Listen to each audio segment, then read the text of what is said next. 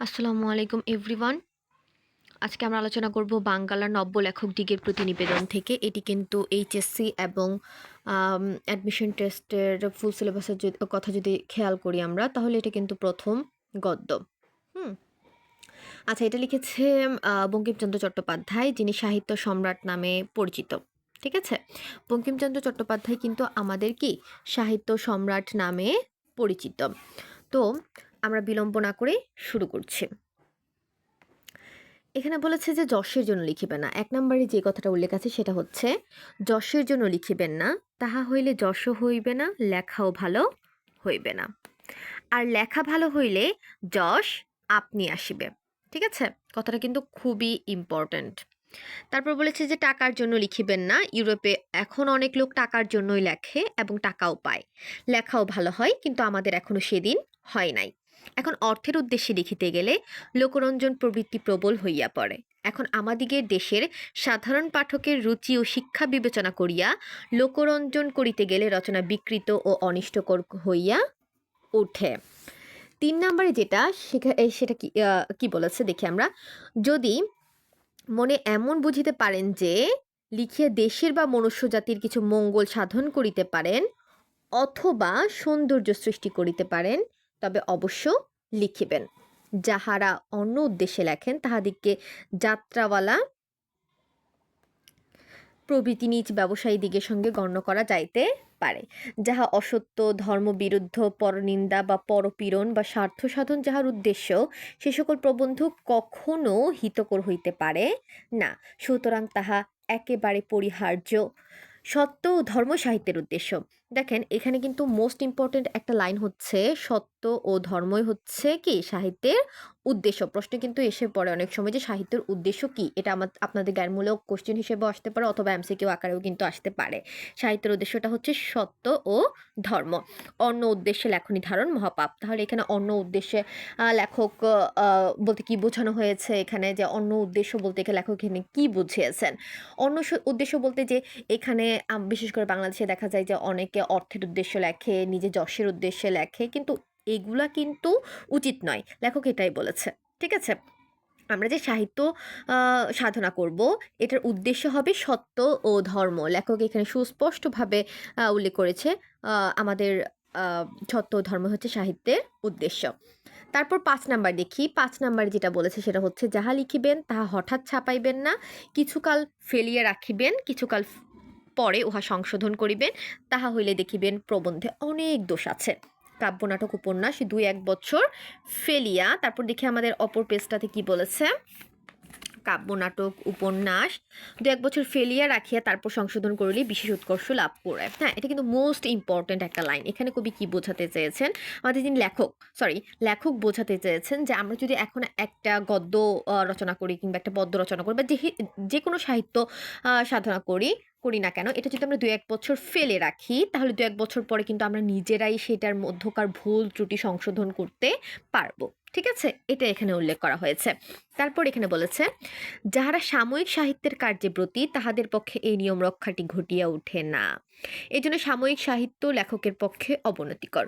তারপরে যে লাইনটা এসেছে, যে বিষয়ে যাহার অধিকার নাই সে বিষয়ে তাহার হস্তক্ষেপ অকর্তব্য। এটি সোজা কথা, কিন্তু সাময়িক সাহিত্যতে এই নিয়মটি রক্ষিত হয় না। তারপর ৭ নম্বরে লেখক উল্লেখ করেছেন, বিদ্যা প্রকাশের চেষ্টা করিবেন না।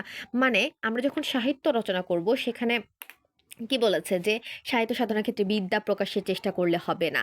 আর যদি সাহিত্য সাধনার মধ্যে বিদ্যা থাকে তাহলে সেটা আপনি কি প্রকাশ পাবে, তাই না? এটাই লেখক এখানে বলেছেন, যদি বিদ্যা থাকে, অর্থাৎ বিদ্যা থাকিলে তাহা আপনি প্রকাশ পায়, চেষ্টা করিতে হয় না।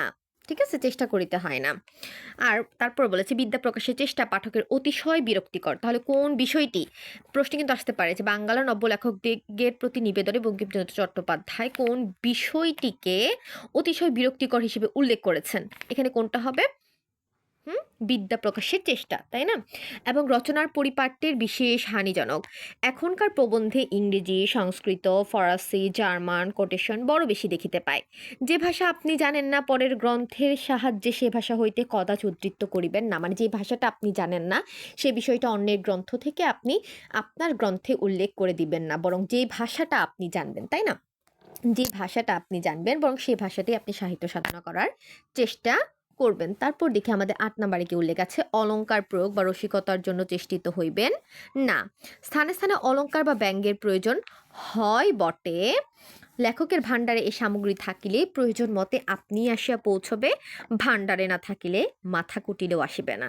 মানে কি, আপনার ভাণ্ডারে যদি কি অলংকার বা হচ্ছে অলংকার প্রয়োগ বা রসিকতার বা প্রয়োজন হয়, তাহলে সেটা কি লেখার সময় বা রচনার সময় এমনিতেই এসে পড়বে, ঠিক আছে? আর যদি আপনার ভাণ্ডারে না থাকে, তাহলে যতই চেষ্টা করেন না কেন সেটা আপনার গ্রন্থে উল্লেখ করতে পারবেন না। তারপরে আছে, অসময়ে বা শূন্য ভাণ্ডারে অলংকার প্রয়োগের বা রসিকতার চেষ্টার মতো কদর্য আর কিছুই নাই।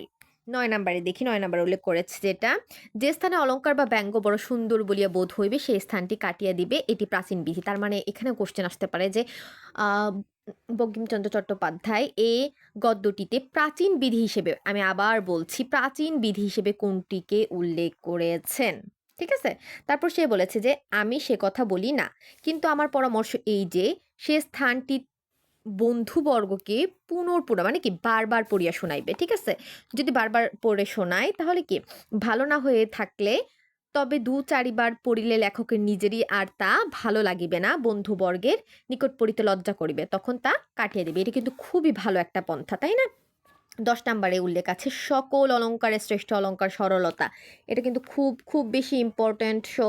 সো সবাই এটার দিকে একটু নজর দিবেন যে সকল অলংকারের শ্রেষ্ঠ অলংকার কি? কোশ্চেন আসতে পারে, এটা এমসিকিউ আসতে পারে অথবা জ্ঞানমূলক কোশ্চেন হিসেবেও আসতে পারে। সকল অলংকারের শ্রেষ্ঠ অলংকার হচ্ছে সরলতা। যিনি সোজা কথায় আপনার মনের ভাব সহজে পাঠককে বুঝাইতে পারেন তিনিই শ্রেষ্ঠ লেখক। তাহলে শ্রেষ্ঠ লেখক কে? যিনি সোজা কথায় আপনার মনের ভাব মানে নিজের মনের ভাব পাঠককে বুঝাতে পারেন তিনিই হচ্ছে শ্রেষ্ঠ লেখক। কেননা লেখার উদ্দেশ্য হচ্ছে পাঠককে বোঝানো। এখানেও কিন্তু একটা ইম্পর্ট্যান্ট কোশ্চেন এসে পড়ে যে লেখার উদ্দেশ্যটা কি? লেখার উদ্দেশ্যটা কি? দেখেন, আমি কিন্তু আপনাদের জন্য কি করেছি, বইয়ে যে সকল লাইন খুবই ইম্পর্ট্যান্ট সেগুলোতে আমি অলরেডি আন্ডারলাইন করে ফেলেছি হাইলাইট করার জন্য, এগুলো যাতে আপনাদের চোখে পড়ে এগুলোর দিকে বেশি নজর দিবেন। এখানে বলেছে লেখার উদ্দেশ্য হচ্ছে পাঠককে বোঝানো। ১১ নম্বর বলেছে কাহারও অনুকরণ করিও না, মানে লেখার উদ্দেশ্যে, ঠিক আছে? আমি যদি সাহিত্য সাধনার উদ্দেশ্যে যে কোনো একটা কিছু লিখতে থাকি তাহলে সেক্ষেত্রে কারো অনুকরণ করতে পারবো না। অনুকরণের দোষগুলি অনুকৃত হয়, গুণগুলি হয় না।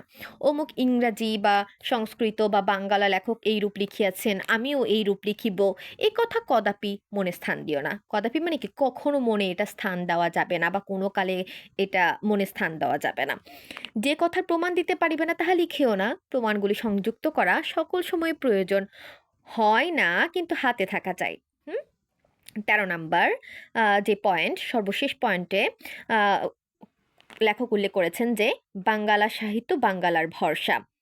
এই নিয়মগুলি বাঙ্গালা লেখকদিগের দ্বারা রক্ষিত হইলে বাঙ্গালা উন্নতি বেগে হইতে থাকিবে, তাই না? তাহলে এইটাও কিন্তু, এই লাইনগুলোও কিন্তু খুব ইম্পর্ট্যান্ট, আমরা এটার দিকেও নজর দিব। সো এখানে ভিডিওটা যদি আপনারা ২-৩ বার দেখেন, আই থিঙ্ক এই ছোট্ট একটা গদ্যে কোনো প্রবলেম হবে না আপনাদের। এটা খুবই ছোট একটা গদ্য এবং এখানে আমি অনেক লাইন হাইলাইট করে দিয়েছি যেটা অ্যাডমিশন টেস্ট এবং এইচএসসি পরীক্ষা বা কলেজে যে কোনো পরীক্ষার ক্ষেত্রে খুবই ইম্পর্ট্যান্ট। এগুলো বারবার আপনারা দেখবেন, আই থিঙ্ক আপনাদের অনেক উপকারে আসবে। সো নেক্সট ভিডিও হবে আমাদের অপরিচিতা নিয়ে, দেখতে ভুলবেন না। ধন্যবাদ।